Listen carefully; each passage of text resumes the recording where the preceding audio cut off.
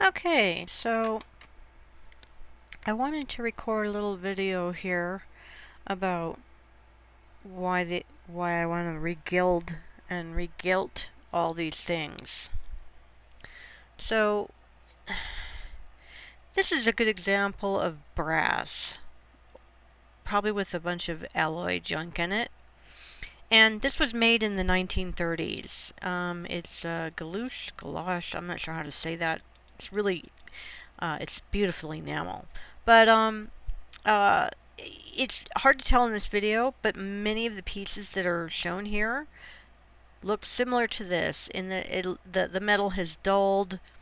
It doesn't look like gold anymore, and it has other imperfections.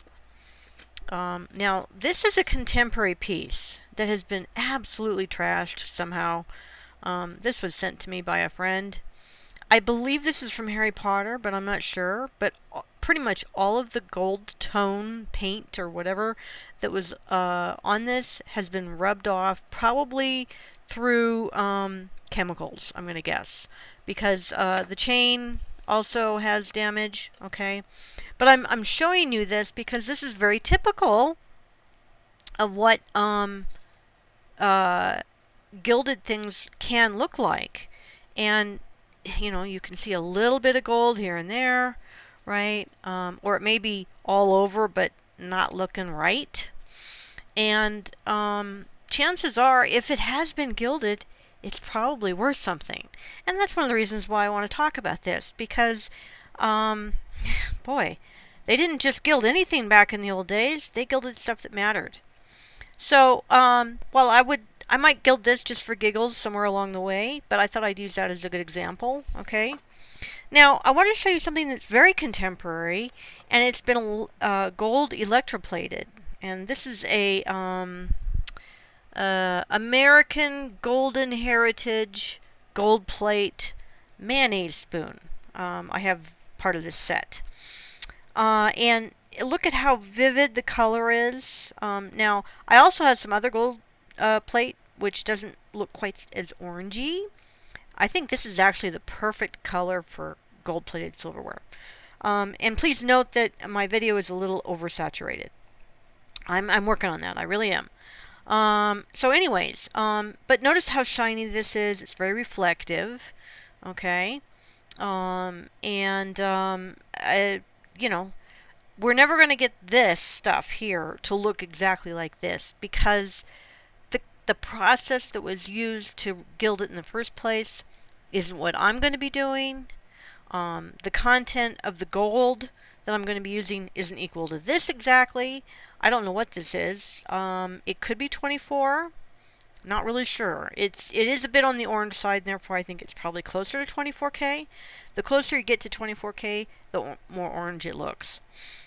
That's just the rule of, because raw gold is actually kind of orangey looking. I mean, but my bracelet here, that's only 14K, and you know, I know it's too small to really tell, but it's much paler yellow.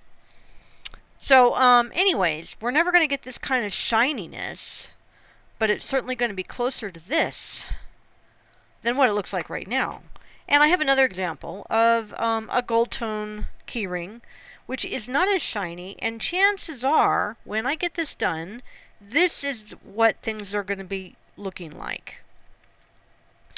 And that's my goal, to make this look, and also to make all this the same color, because right now, every single piece of metal shown here is a different color. This is kind of yellowish, this has red undertones, this has never been gilded, I don't think. It's actually much more newer than I thought. Upside to this is that it was cheap, and it does have bubble glass, which implies that it's good quality, just not as old as I thought. So I just wanted to show a little video, kind of to give you guys what to expect as I start on this project. But there's no guarantees either that I'm going to get this result, but that's okay because this is a learning experience for me. None of these pieces cost very much money. This was the most expensive. And I could get more of these for about the same price. So needless to say, if I screw these up, and I'm not happy with them, that's okay, because I'll just buy more pieces and try again. But I've watched plenty of videos. I think I know what I'm doing. And if I even get halfway to this, I'll be pretty happy. Now, this piece is going to be pretty easy, simply because there's no areas to avoid. I can just do the whole thing. I can take this apart, so gilding the metal part, easy, easy.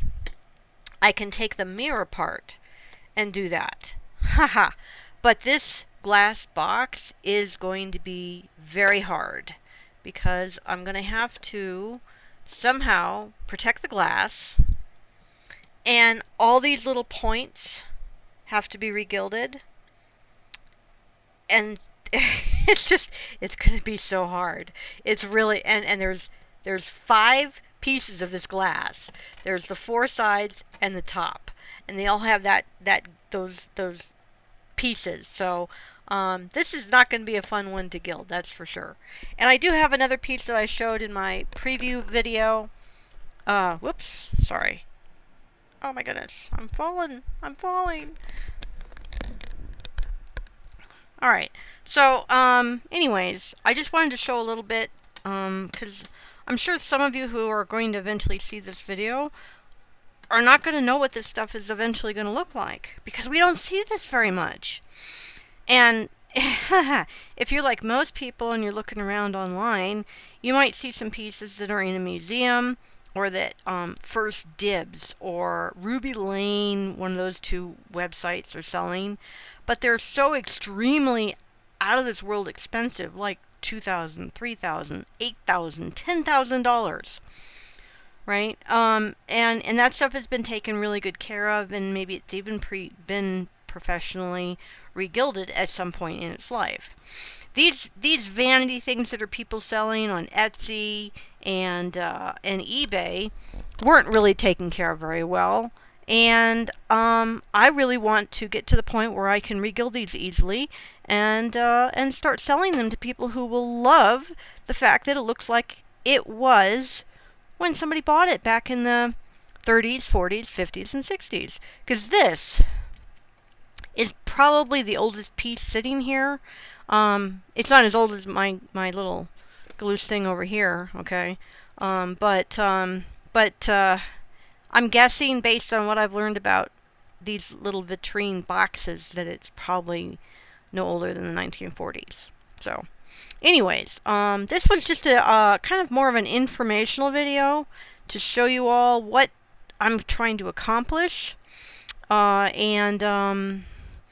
You know, obviously, if anyone is interested in acquiring regilded stuff, let me know in the comments, because at some point I am going to start buying stuff to flip and resell that have been regilded, and it'll come with instructions on how to take care of it and all that fun stuff. And that's going to be one of the main focuses of my channel, along with some surprise things that I don't want to talk about just yet. So anyways, thanks for watching, and I hope you found this interesting.